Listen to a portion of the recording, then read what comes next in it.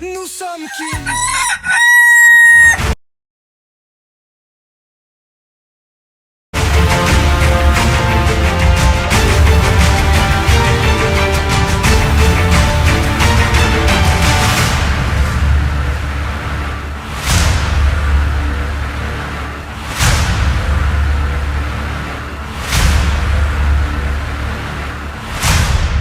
Mais vous êtes porte-parole de M. Guy Luando Mboyo. Il y a également son secteur qui a été épinglé il y a quelques semaines, quelques jours à peine. Le gouvernement Souminois 2 a totalisé 100 jours. Il y a quoi comme réforme qu'on peut retenir dans son secteur en vrai? Bien. Jean, il y a ici à savoir que, comme vous avez dit, il y a 100 jours, depuis quelques jours, que le gouvernement Souminois 2 est venu. Et au ministère de Relations avec le Parlement, qui est chapeauté par son Excellence, Monsieur le ministre d'État, Maître Guy Luando Mboyo. Il était dans le gouvernement 1, dans le ministère de l'Aménagement du Territoire. Bien sûr, il était à l'aménagement du territoire, dans Souminois 1, et aujourd'hui, par la confiance du chef de l'État, sa volonté, il a vu que l'homme devrait apporter ce même climat de réforme qu'il a eu à installer dans l'aménagement du territoire, cette fois-là, aux relations avec le Parlement. Parce qu'ici, on doit citer que à l'arrivée du ministre d'État, parce que à l'aménagement du territoire, il était aussi ministre d'État, à son arrivée à l'aménagement du territoire, le ministère n'avait pas une loi. Les secteurs n'avaient pas une loi sur l'aménagement du territoire. Oui. C'est avec Maître Guy Luando Mboyo que l'aménagement du territoire a toute une loi qui régente ces secteurs-là. C'est avec Maître Guy Luando Mboyo que l'Observatoire national de l'aménagement du territoire a eu aujourd'hui des agents assermentés qui veillent, qui observent sur l'aménagement du territoire sur le terrain. Il y avait la première session, la première vague des agents qui avaient prêté déjà serment, et je crois que c'est lui qui est venu après lui, le ministre Boussa, va continuer, Jean-Lucien Boussa va continuer cette allure laissée par Maître Guy Luando Mboyo. On n'avait pas de plan national, le schéma national d'aménagement du territoire, quand Maître Guy Luando est venu à l'aménagement du territoire. Il a initié ces travaux-là et nous sommes déjà dans la finalisation. Je crois que son successeur va continuer sur cet élan. Il a entamé d'importantes réformes au sein de son secteur. D'importantes réformes au sein de l'aménagement du territoire. Les chefs de l'État ont vu ça. Madame la Première ministre du Souminois a vu ça. Et ils se sont convenus pour dire, écoutez, il a fait autant comme ça. Pourquoi ne pas lui mettre dans ces secteurs aussi qui souffrent de manque de réformes? Moi, je pense que c'était ça, le schéma de la réflexion. Il faut rappeler aussi que ce n'était pas pendant longtemps. C'était pas pendant longtemps, bien sûr. En si peu de temps, le gouvernement Souminois 1 n'avait pas autant duré. N'avait pas autant duré, et l'homme avait réussi à impulser ces vents-là pour concrétiser à tout prix la vision du chef de l'État. Okay. Les présidents ont vu, non, ça... Un homme comme ça, il faut voir un autre secteur où il ira impulser ces mêmes vents. Et voilà, comme ça, il est aux relations avec le Parlement. Et ça fait plus de 100 jours déjà. Et que retenir, depuis qu'il y est. Après, il faut dire que le Parlement, il y a eu ce qu'il y a eu.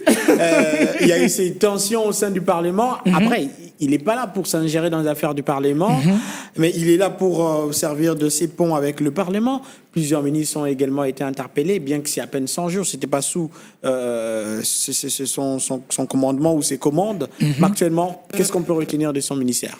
100 jours, Monsieur le ministre d'État aux relations avec le Parlement arrive dans le gouvernement Souminois 2, remise reprise, je crois, les 13 août 2025.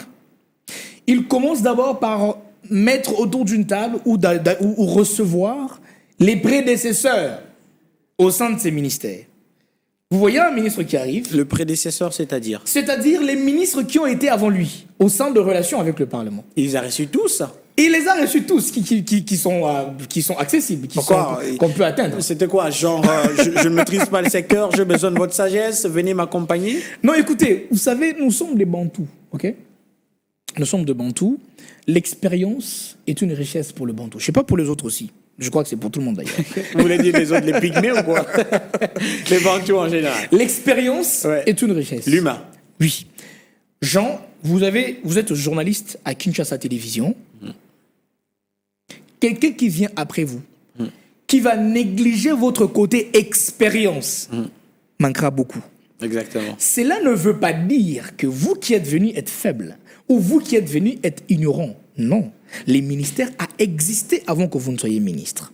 Il y en a eu avant vous. La sagesse voudrait que tu puisses t'approcher à cette personne qui était avant toi. Ah, Jean, tu étais ici, tu étais à Kinshasa Télévision. Comment ça se faisait? Qu'est-ce que tu voulais faire que le temps ne t'avait pas permis de faire? Ça, c'est la question principale que Maître Guy Luando Mboyo a posée à tous ses prédécesseurs.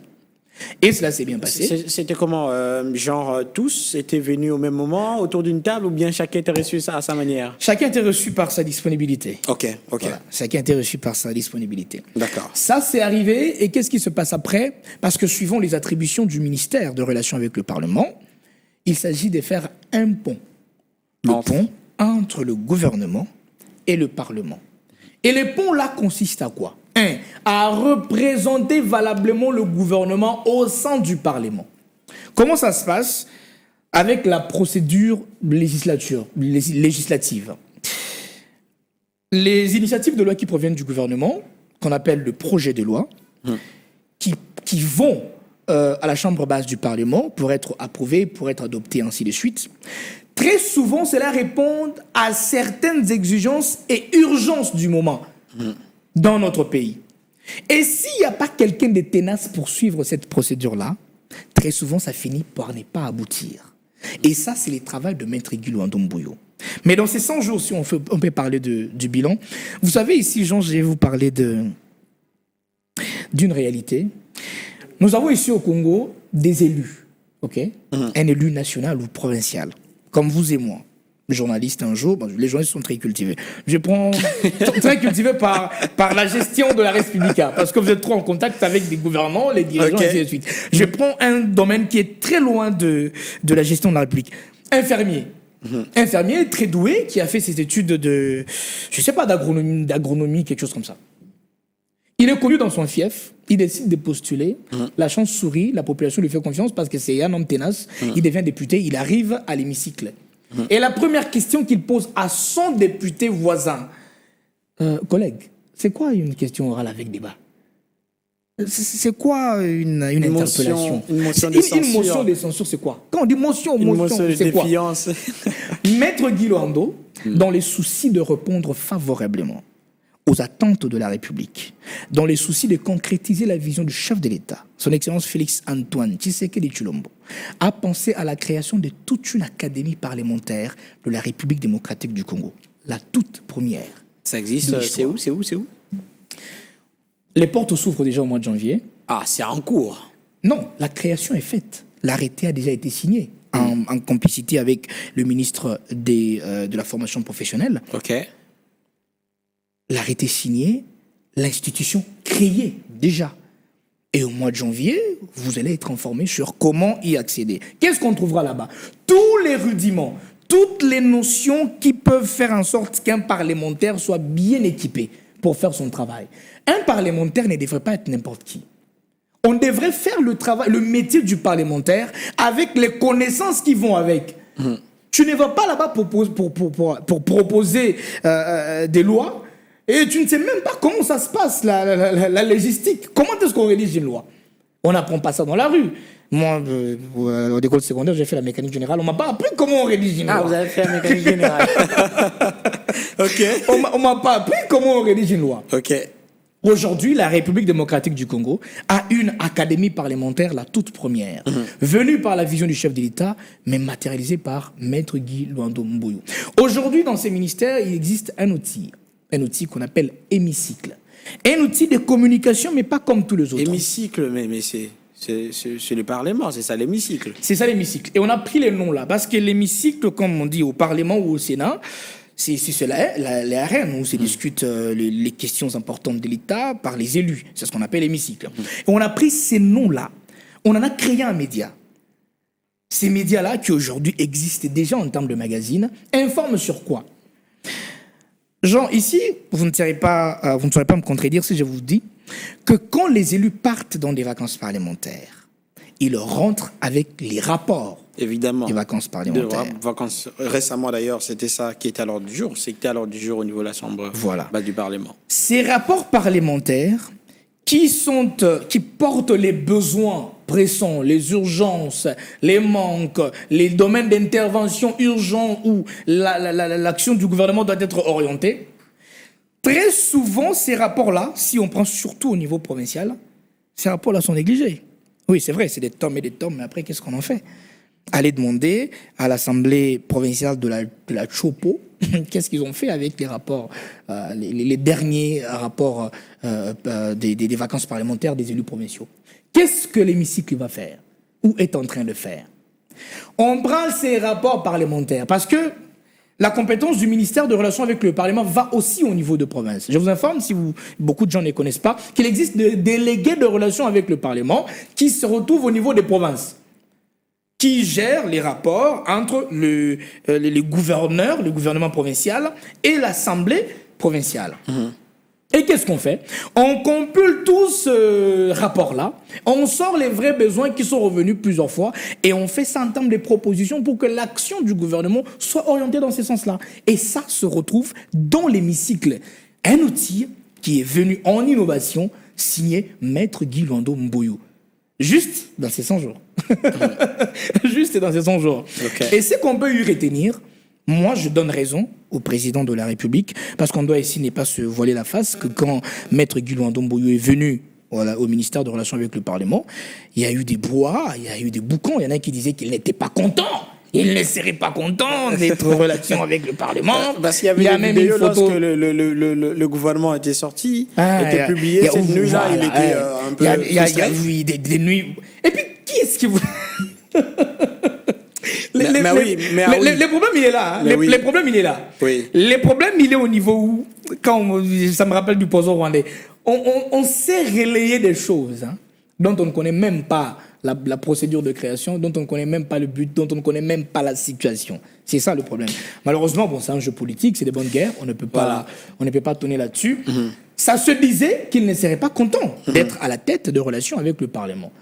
Et après ces 100 jours, tout le monde donne raison au président Félix Tshisekedi pour dire que c'était l'homme de la situation qui avait été choisi. Maître Guy Luando Mboyo est l'homme de la situation à la tête de relations avec le Parlement. Je rappelle qu'il est le président national du parti politique RASOP, c'est ça?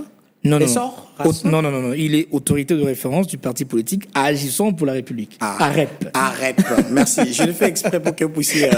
voilà, et donc justement, on va continuer sur cette allure et revenir sur les discours du chef de l'État. On va prendre un autre extrait sur lequel je vais demander certainement votre avis et votre commentaire. Et puis on revient, certainement on est en train d'aller lentement et sûrement. Quand on discute République, on ne voit pas les temps passer en tout cas. Exactement. Lentement et sûrement vers la fin de l'émission, on va suivre cet extrait du président de la République et puis on revient juste après. 73.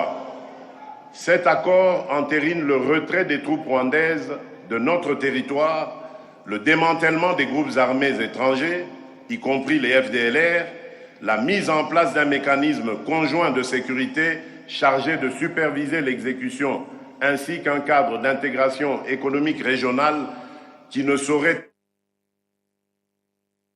être mis en application qu'à la condition sine qua non que la sécurité et la souveraineté de la République démocratique du Congo soient pleinement garanties.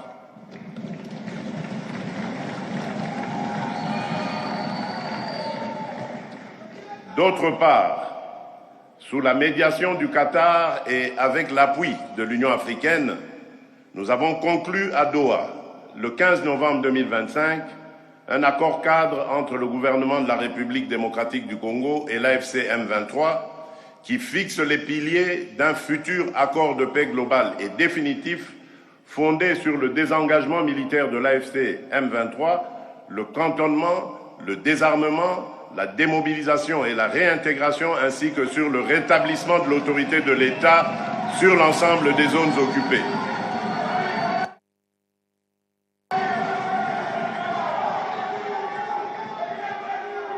Permettez-moi d'être parfaitement clair.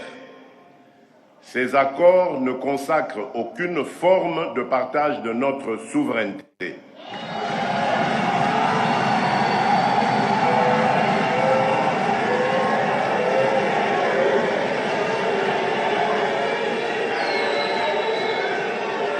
Je disais, permettez-moi d'être parfaitement clair, ces accords ne consacrent aucune forme de partage de notre souveraineté.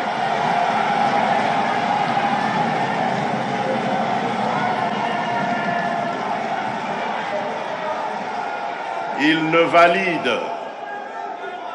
valide ni les prétentions territoriales de qui que ce soit, ni la mise sous tutelle de nos ressources.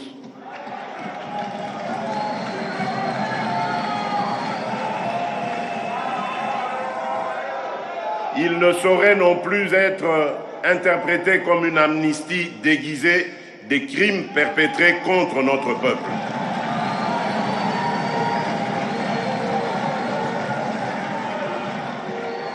La justice suivra son cours avec rigueur, jusqu'au bout et sans complaisance,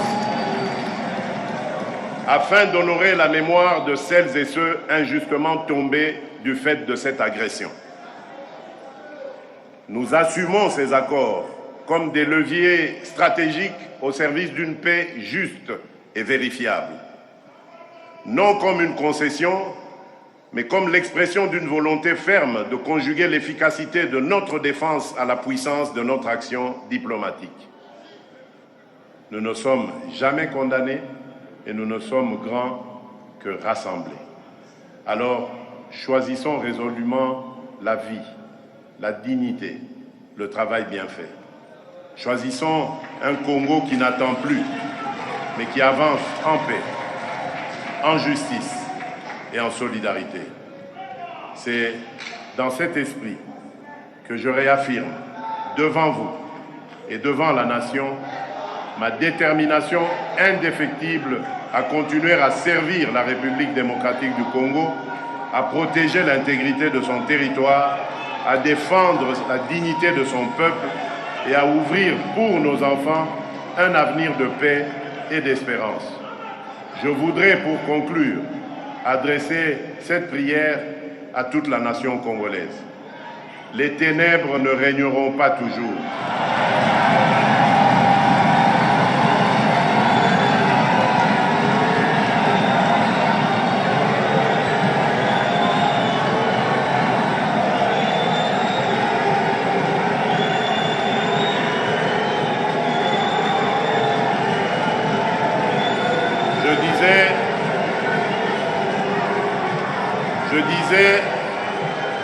Je voudrais, pour conclure, adresser cette prière à toute la nation congolaise.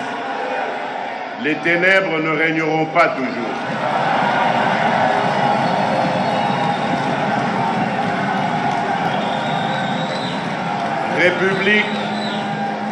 République démocratique du Congo, lève-toi et sois éclairé, car la lumière arrive.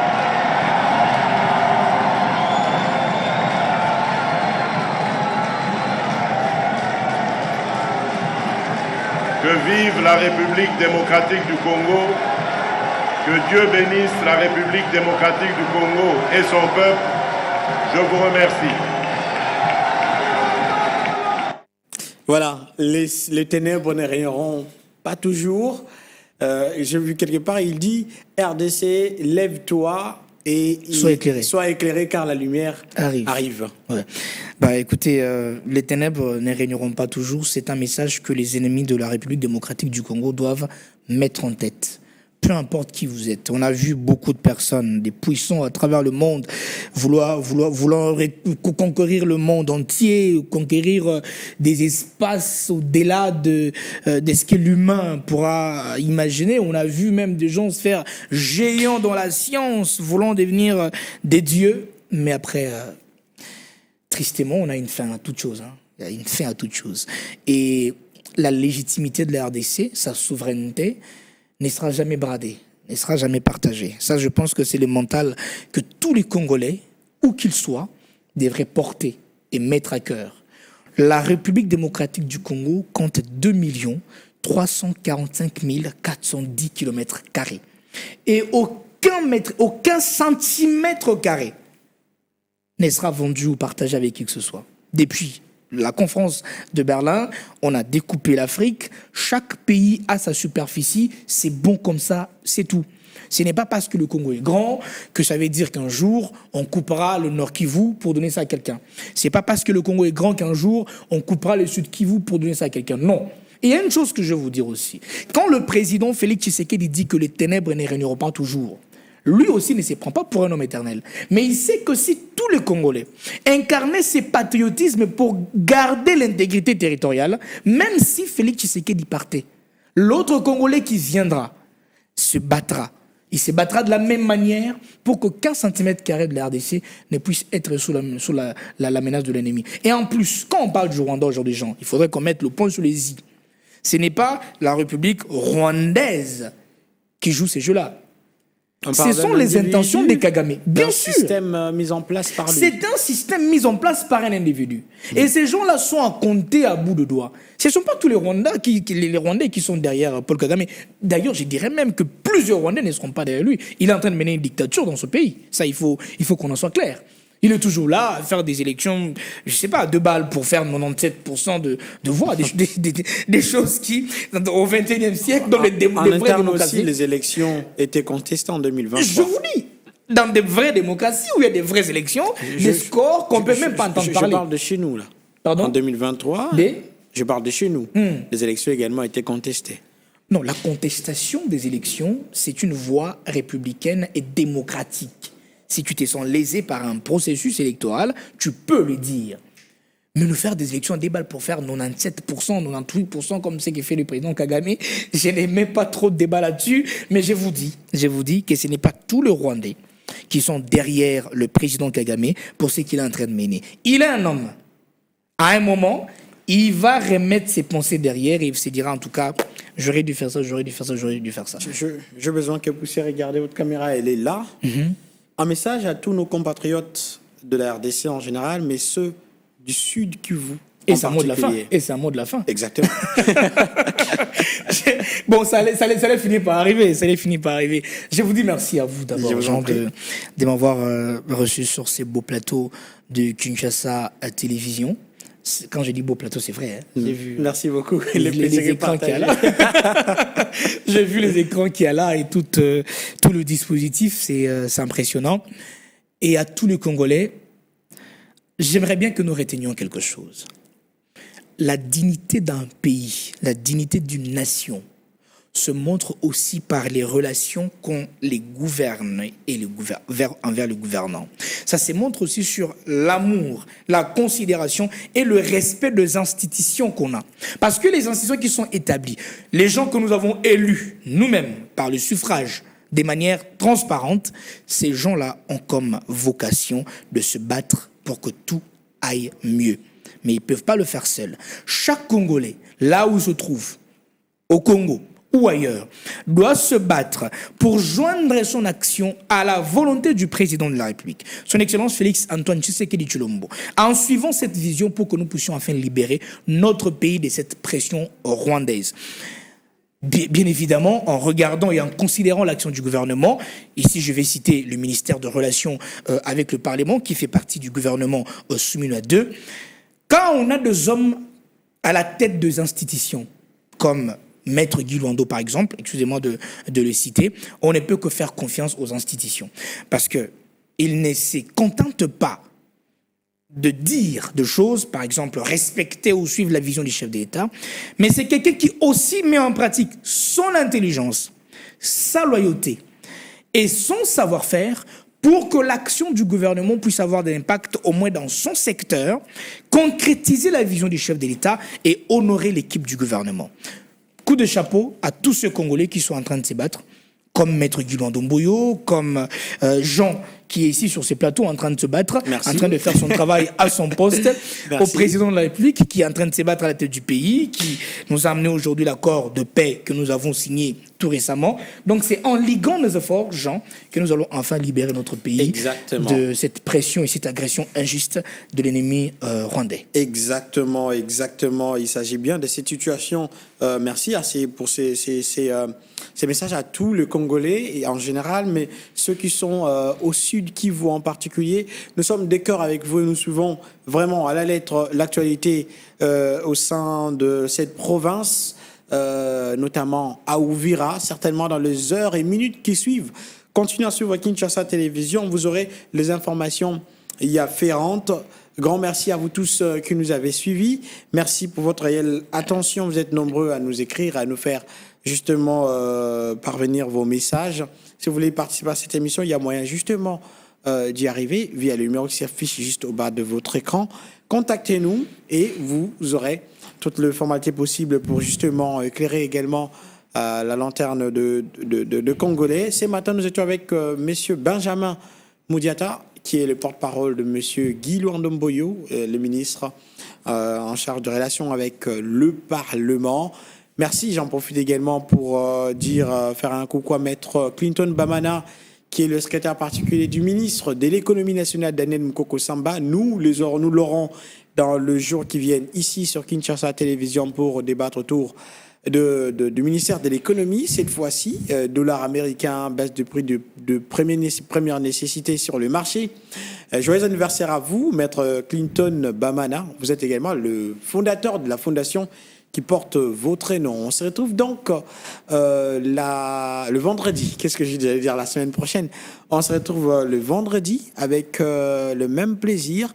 Je n'aimerais pas finir cette émission sans vous remercier, vous tous, l'équipe technique de Kinshasa Télévision, pour nous avoir permis d'être chez nos téléspectateurs et internautes. On se retrouve donc vendredi pour un autre numéro de votre émission Cocorico à 9h. D'ici là, portez-vous bien. C'était Jean-Pierre Mukelenge. Au revoir.